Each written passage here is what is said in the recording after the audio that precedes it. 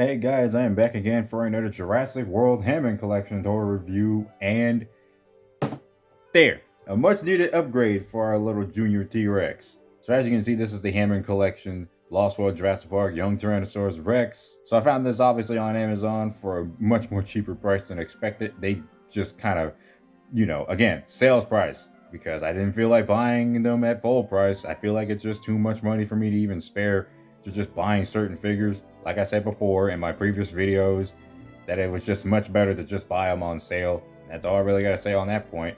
The packaging is basically the exact same aesthetic as the previous Hammond collection figures we reviewed, like the Dilophosaurs and Raptors that I've obtained in the line. Also with the inclusion of the 30th anniversary logo on the top.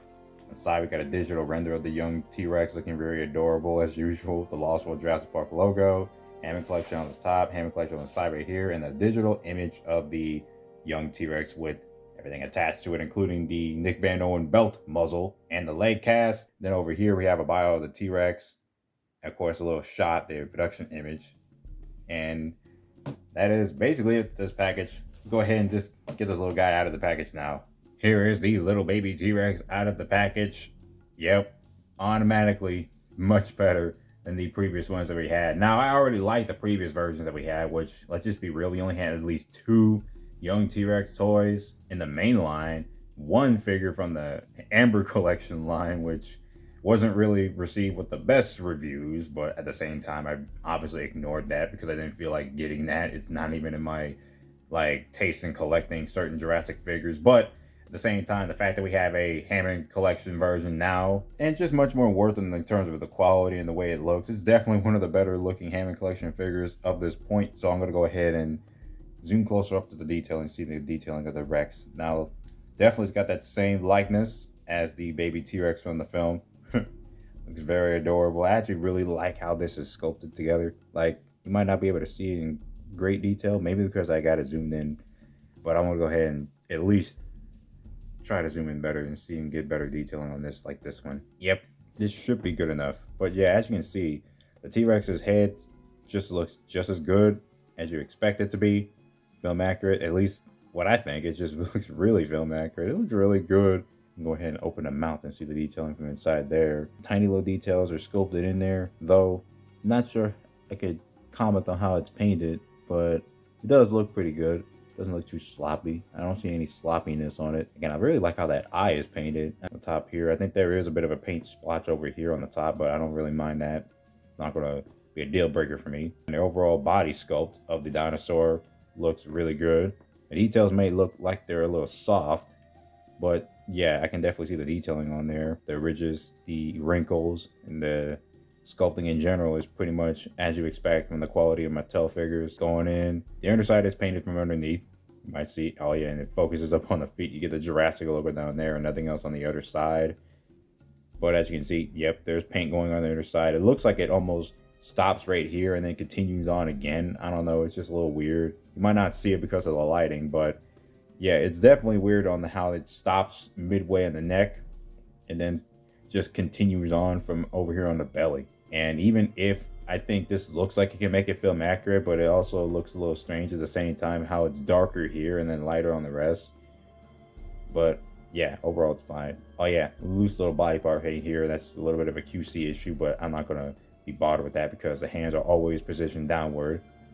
The paint job on the figure, definitely really loving how it looks. Just much better than the other ones because they usually just mostly use a lot of greens in the previous versions. And if they made it a little darker, it still would have just been film accurate. But to me, this looks film accurate. Also, toenails are painted.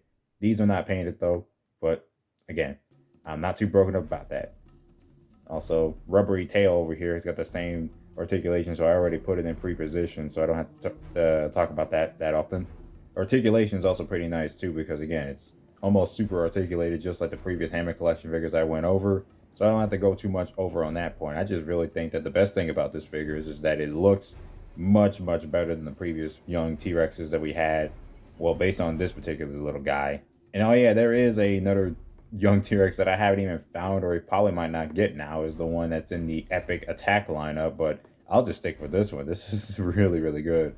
I'm not sure where the heck that figure is at anyway. Anyway, so here's a little accessory right here. This is basically the belt muzzle. little makeshift muscle Nick Van Owen does. So all you gotta do is just put that right on there, and it fits. And then we got the little leg cast right here, which thankfully has a way of being put into here like this. Okay, I see. Yeah, that's definitely how it's gonna look. It's got a little peg on there. I haven't even recognized that. I thought it was a clip on. So of course, knowing where it goes, don't know which position to put it in, but I might as well go ahead and do it like this. Okay, I think I got it. Leg cast is in position. That's how it looks with everything attached on the figure. But if we're really gonna be more film accurate, I mean a little bit more honest to the film itself, let's go ahead and just take the muzzle off, and there, just put the cast only. That's how it's gonna look like. Make sure to keep it standing, because of course it's a little bit difficult to try to keep it standing up. Let me go ahead and compare it quickly to the other releases. So here's the Young Rex from Legacy Collection 5 years ago, and this is the one from 4 years ago. Which is the only ones released. And yet we still have more Young Rexes coming out. Again, one from Epic Attack. I guess that's pretty much it for that comparison. And go ahead and bring out some earlier figures from the Hammond Collection line. Here's the Dilophosaurus from the first wave, or at least second wave of Hammond Collection figures. I probably forgot which wave this came out, but it definitely came out last year.